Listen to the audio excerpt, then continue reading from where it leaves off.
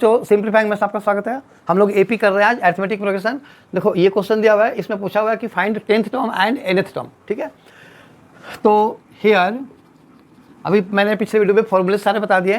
देखो ये first term है और दिस माइनस दिस करोगे तो क्या आएगा, कॉमन डिफरेंस आएगा, या दिस माइनस दिस, ये सब बराबर होने चाहिए। ठीक है, so here a is equal to, पहले तो सीक्वेंस में लिख देता हूँ। Here sequence is -3 -2 and 1/4 -1.5 dash dash equal to -3। पहले इसको क्या करोगे, ये जो मिक्स्ड फ्रैक्शन में है ना, इसको प्रॉपर में चेंज करो, प्रॉपर में।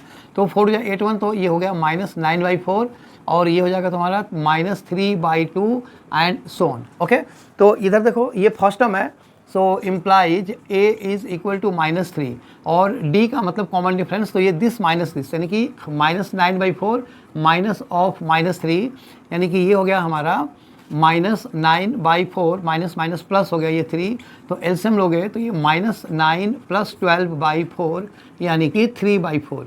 तो ये देखो ये जो कॉमन डिफरेंस आया हुआ ना, तो ये एपी पहले से बोला हुआ है। इसका मतलब कि अगर मैं इस टर्म में से इसको भी माइनस करूँ ना तो सेम आंसर आएगा, यानी कि -3/2 + 9/4, तो सेम ही आंसर तुम्हारा आएगा। ठीक है ना।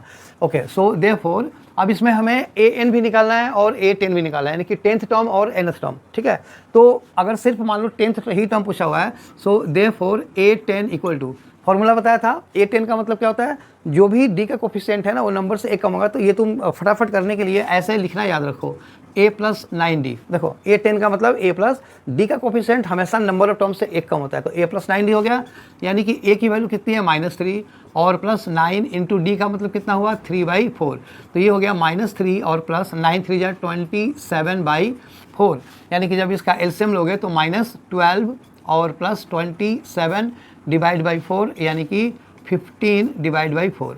ये हो गया हमारा 10th टर्म। एंड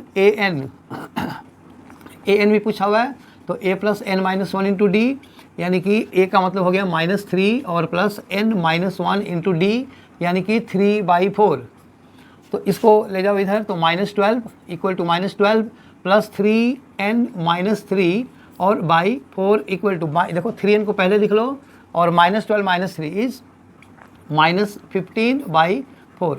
ये हुआ हमारा nth टर्म। अब ये nth टर्म का फायदा ये हुआ कि अगर तुमने पहले ये निकाल लिया हुआ है ना, तो n की जगह पे अगर जैसे हमें 10th टर्म हमने निकाला हुआ है, अगर तुम n की जगह पे 10 पुट करोगे ना तो भी इसका आंसर वही आ जाएगा। देखो पुट करके देखो, 3 × 10 30, 30 - 15 इज 15 और बाई 4, ये देखो 15/4। ठीक है ना। तो कॉन्सेप्ट को बिल्कुल क्लियर रखो। आई होप ये वीडियो समझ में आए। अगर आए तो इसे लाइक करो, शेयर करो एंड सब्सक्राइब जरूर करना। Thank you.